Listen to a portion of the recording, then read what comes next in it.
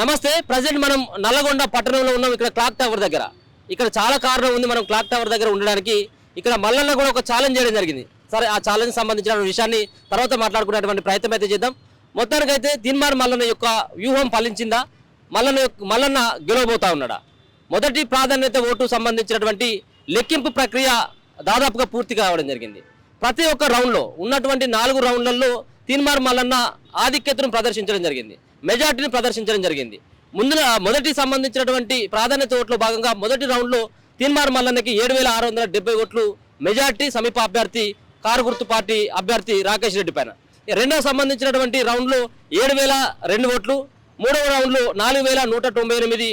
ఇక నాలుగో రౌండ్లో కాసేపటి క్రితం మనకు అందినటువంటి సమాచారం ప్రకారం 2,300 ఓట్లని ఆయన సాధించడం జరిగింది. అంటే ఇక్కడ ప్రతి ఒక్క రౌండ్లో తీన్మార్ మల్లన్న కారు గుర్తు అభ్యర్థి పైన రాకేష్ రెడ్డి పైన ఆధిక్యతను అయితే ప్రదర్శిస్తూ ఉన్నాడు. ఒకసారి కనుక వాళ్ళ ఓట్ల సంఖ్యను కనుక చూసుకున్నట్టయితే ఉంటే మల్లన్నకు వచ్చినటువంటి ఓట్లని 4వ రౌండ్ పూర్తి అయ్యేసరికి మొదటి ప్రయారిటీతో వచ్చినటువంటి ఓట్లను కనుక చూసుకున్నట్లయితే ఉంటే సుమారుగా 1,21,000 ఓట్లని తీన్మార్ మల్లన్న సాధిస్తే దరిదాపుగా 1,02,000 ఓట్లని రాకేష్ రెడ్డి బీఆర్ఎస్ పార్టీ నుంచి పోటీ చేసినటువంటి అభ్యర్థి రాకేష్ రెడ్డి సాధించడం జరిగింది. మరో పక్కన బీజేపీ అభ్యర్థి సైతం కూడా దరిదాపుగా 42,000 ఓట్లు, అశోక్ సైతం దరిదాపుగా 31,000 ఓట్లు. అంటే ఇక్కడ ఎక్కడి కూడా బీజేపీ అభ్యర్థి కానీ ఇండిపెండెంట్గా పోటీ చేసినటువంటి అశోక్ ఎక్కడ కూడా వాళ్ళు మల్లన్నకు పోటీ ఇచ్చేటువంటి స్థితిలో లేరు.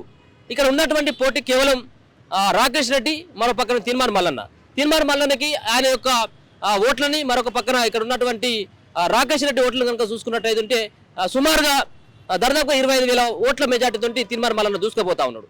అయితే ఇక్కడ ఉన్నటువంటి ప్రధానమైనటువంటి సమస్య ఏంటంటే తీన్మార్ మల్లన్నకి మెజార్టీ వచ్చినప్పటికి కూడా దాదాపుగా 25 నుంచి 30,000 మెజార్టీ వచ్చినప్పటికి కూడా గెలిచిందని చెప్పేసి ఎలక్షన్ కమిషన్ సంబంధించినటువంటి అధికారులు చెప్పేటువంటి ఆస్కారం లేదు.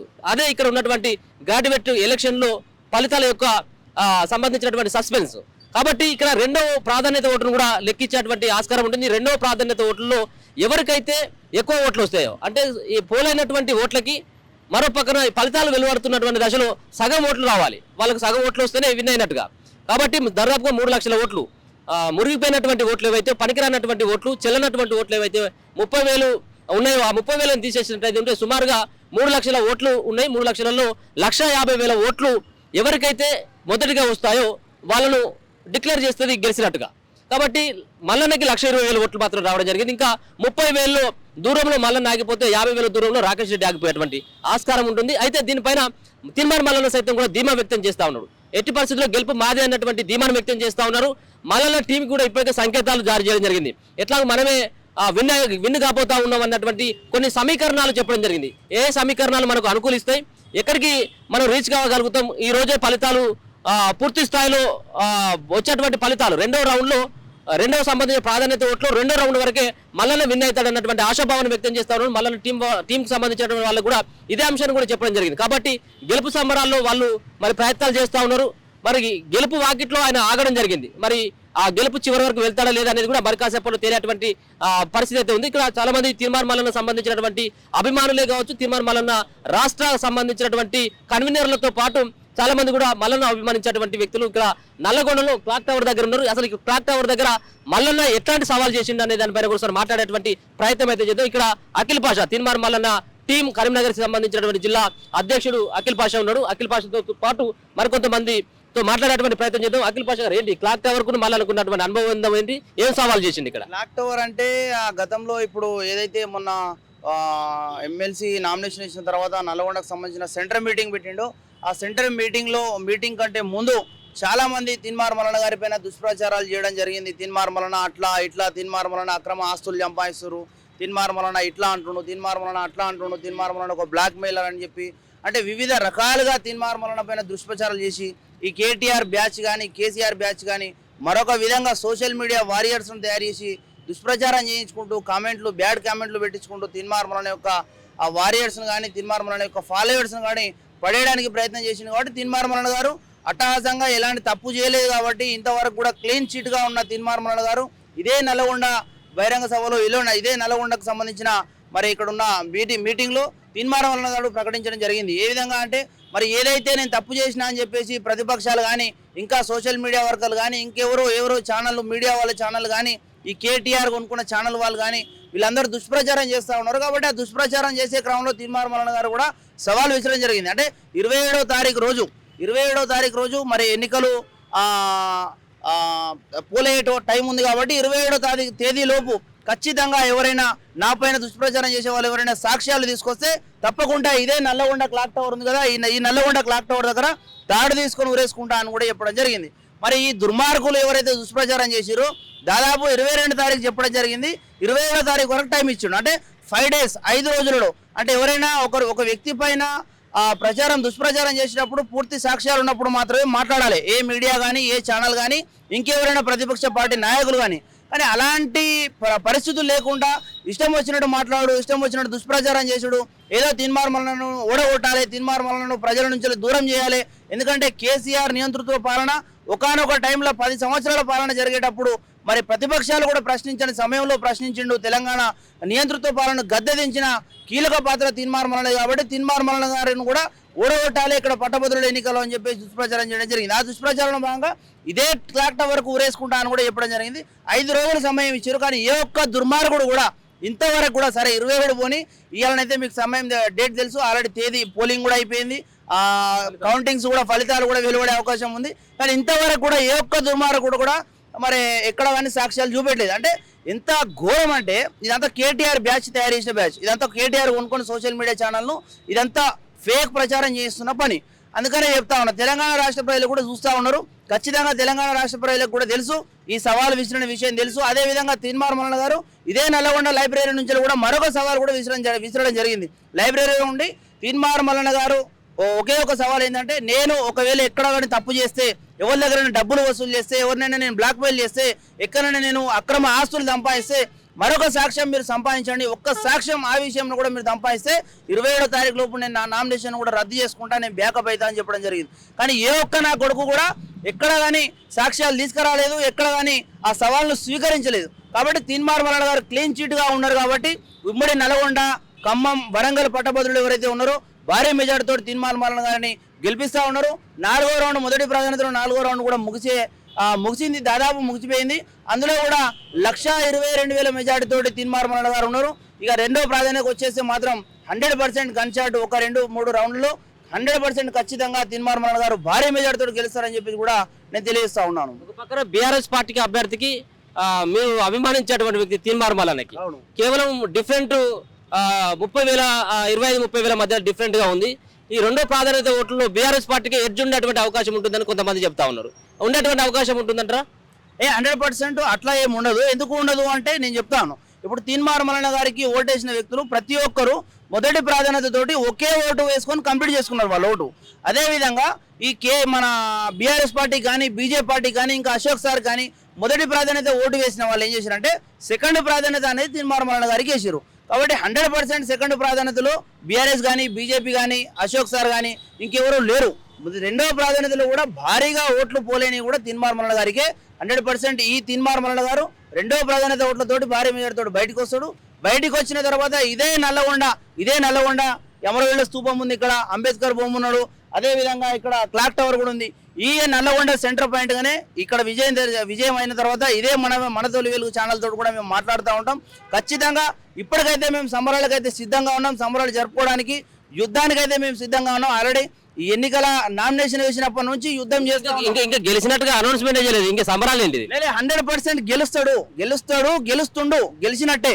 మా ఆలోచనలో మాత్రం గెలిచినట్టే. ఎందుకంటే మేము గ్రౌండ్ వర్క్ చేస్తున్నాం కాబట్టి దాదాపు ఒక 4 రోజుల నుంచి ఈ పట్టభద్రుల ఎమ్మెల్సీ ఎన్నికల్లో భాగంగా మేము ప్రతి ఒక్క ఓటర్ను కలవడము, ప్రతి ఒక్క గడపను తట్టడము, ఏ విధంగా ఏ ఊర్లో, ఏ కాన్స్టిట్యున్సీలో, ఏ జిల్లాలో ఏ విధంగా ఓటు పడుతుంది అనేది మాకు తెలుసు. కాబట్టి నేను ఇప్పటికి కూడా చెప్తా ఉన్నా, ఇప్పుడు మొదటి ప్రాధాన్యత ఓట్లు మేము కౌంటింగ్స్లలో పోయి టేబుల్స్లో కూర్చున్న కౌంటింగ్ టేబుల్స్లో అక్కడ మొదటి ప్రాధాన్యత తీన్మార్ మల్లన్న గారికి పడ్డప్పుడు రెండో ప్రాధాన్యత మాత్రం ఏ ఒక్క అభ్యర్థికి పడలేదు.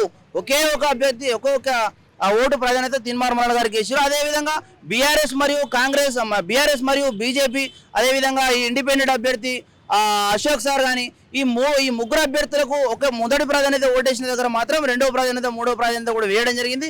అందులో రెండో ప్రాధాన్యత భారీగా తీన్మార్ మల్లన్న గారికి వేసారు. కాబట్టి ఈ మొదటి ప్రాధాన్యతను గమనించుకుంటూనే అప్పుడే మేము రెండో ప్రాధాన్యతను కూడా గమనించినాం. కాబట్టి ఇంత పర్ఫెక్ట్గా 100% రెండో ప్రాధాన్యత గెలుస్తాడని మాత్రం చెప్పి తెలియజేస్తున్నాం. మీరు అబ్జర్వేషన్ చేసిండు, మీరు సెంటర్ లో ఉన్నప్పుడు ఖచ్చితంగా అంటే రెండో ప్రాధాన్యత మళ్ళీ కనపడేటువంటి అంటే కనపడదా అంటే కొంచెం 100% మేము చూసినాం కాబట్టి చెప్తున్నాం. అంటే మొదటి ప్రాధాన్యత తెలిసిపోతా ఉంటది కదా. ముగ్గురు అభ్యర్థులు ఒకే కాడు ఉన్నారు. ఫస్ట్ లో నెంబర్ 1 లో బీజేపీ, నెంబర్ 2 లో కాంగ్రెస్, నెంబర్ 3 లో బీఆర్ఎస్, నెంబర్ 18 లో అశోక్ సార్ ఉన్నాడు. కాబట్టి ఒకే బ్యాలెట్ పేపర్ లో వన్ సైడ్ గా ఈ నలుగురు ఉన్నారు. కాబట్టి ఈ 1, 2, 3 నంబర్ సీరియల్ నంబర్లు ఎవరికి పడ్డాయి అనేది చూస్తా ఉన్నాం. ఆ 1 సీరియల్ నంబర్ మాత్రం తీన్మార్ మల్లన్నకు పడ్డది. అప్పుడు 1 సీరియల్ నంబర్ తీన్మార్ మల్లన్నకు పడ్డప్పుడు 2, 3 ఇక్కడ పడలేదు.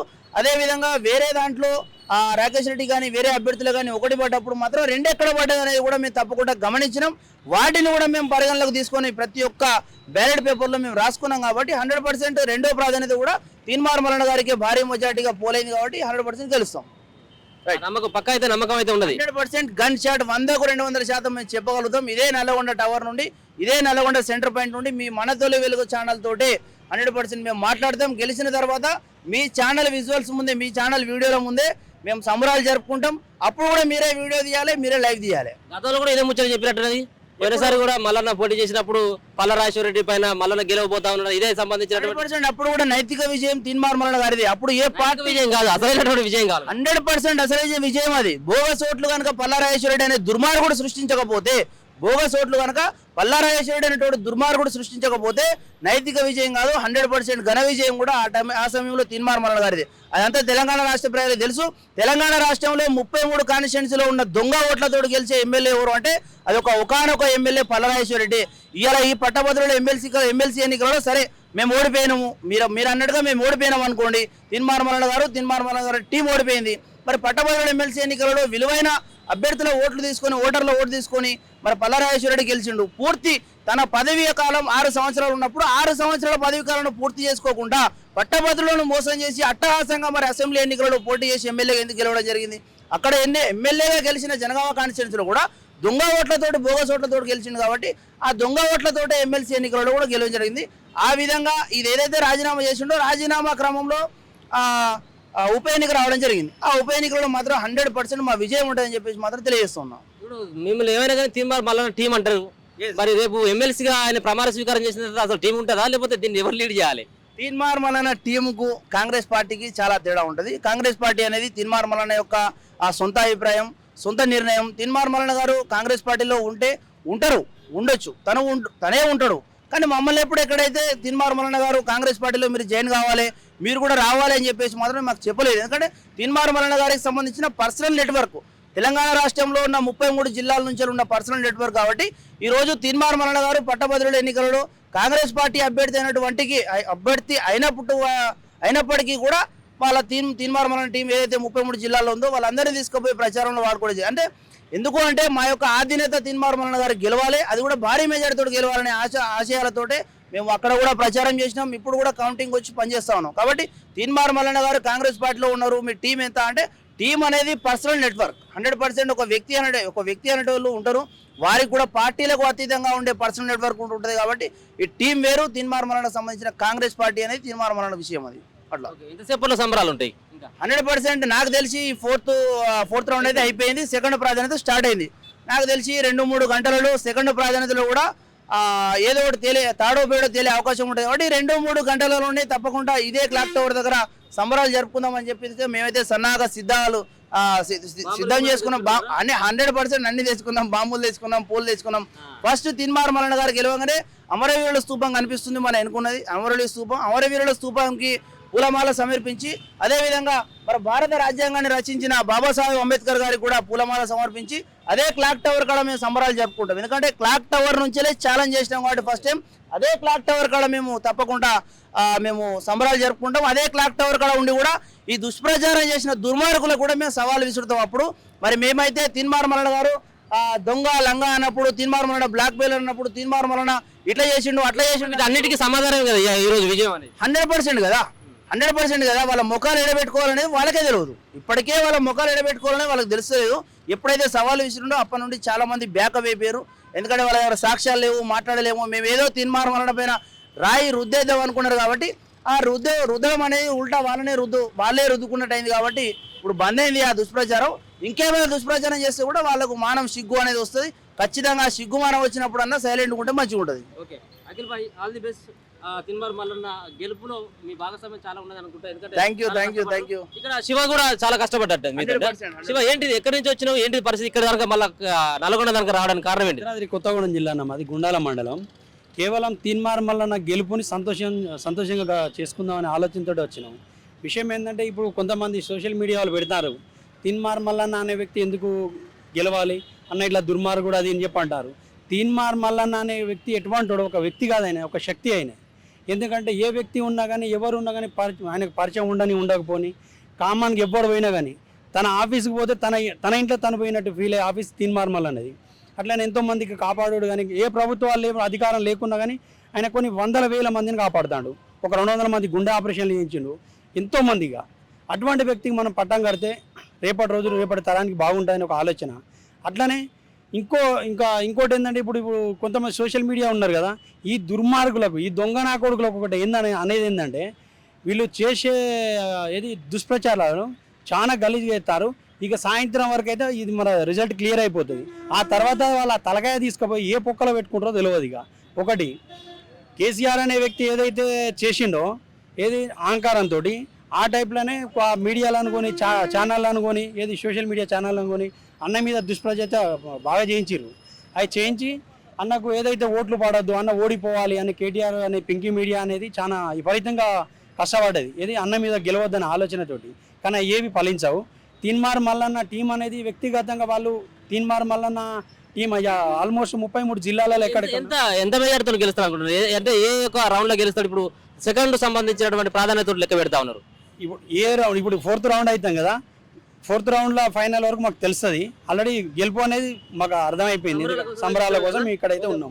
ఇది ఇక్కడ తీన్మార్ మల్లన్న టీం సభ్యులంతా కూడా క్లాక్ టవర్ దగ్గర వాళ్ళ ఆనందాన్ని వ్యక్తం చేస్తా ఉన్నారు. ఎందుకంటే ఈ సంబంధించినటువంటి తీన్మార్ మల్లన్న గతంలో 2 సార్లు పోటీ చేసి ఓడిపోయినటువంటి పరిస్థితి. ఈ 3వసారి ఖచ్చితంగా ముచ్చటగా గెలుస్తారన్నటువంటి నమ్మకాన్ని కూడా వ్యక్తం చేస్తా ఉన్నారు. సరే, మొత్తానికైతే ఈ యొక్క జరిగినటువంటి ట్రెండ్ కనుక మరొకసారి కనుక చూసుకున్నట్టయితే 4 రౌండ్ల ఫలితాలు పూర్తిగా రావడం జరిగింది. దాంట్లో భాగంగా మల్లన్నకి సుమారుగా 1,21,000 ఓట్లని మొదటి ప్రాధాన్యత ఓట్లు సాధించడం జరిగింది. ఇక మిగిలిందంతా 2వ రౌండ్ అతి కీలకమైనటువంటి ప్రాధాన్యత ఓటు. 2వ ప్రాధాన్యత ఓటు అనేది కూడా అతి కీలకమైనటువంటి ఓటు. ఇది చాలా జాగ్రత్తగా ఉండాల్సినటువంటి అవసరం కూడా ఉంటుంది. దీంట్లోనే తీన్మార్ మల్లన్నకి బాగా ఓట్లను పోగొట్టుకోవడం జరిగింది. మొన్న జరిగినటువంటి ఏదైతే గతంలో జరిగినటువంటి పల్లరాజేశ్వరరెడ్డి పైన మల్లన్న పోటీ చేసినప్పుడు మరి ఈసారి అట్లాంటి రిపీట్ ఏమైనా అవుతుంది, అట్లాంటి ఫలితం ఏమైనా రిపీట్ అయితే కొంత మల్లన్నకి ఎఫెక్ట్ అయ్యేటువంటి అవకాశం ఉంటుంది. కానీ ఎట్టి పరిస్థితుల్లో టెక్నికల్గా మనం చూసుకున్నట్టయితే మల్లన్నకు అనేది కూడా ఇప్పుడు ఉన్నటువంటి నేపథ్యంలో గెలుపు అనేది కూడా ఈజీగా ఉండేటువంటి అవకాశం అయితే కనపడతా ఉంది. చూద్దాం మరి